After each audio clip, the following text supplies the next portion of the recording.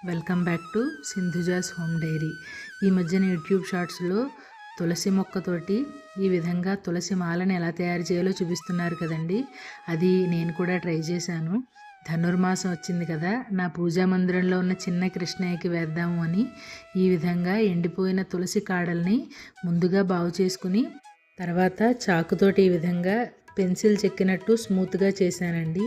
ఆ తర్వాత కత్తిరితోటి చిన్న చిన్న ముక్కలుగా కట్ చేసి దాన్ని నేను నీళ్ళల్లో నానబెట్టానండి. 2 రోజులు నానబెడితే ఈ విధంగా సూదిలోకి దిగింది నాకు.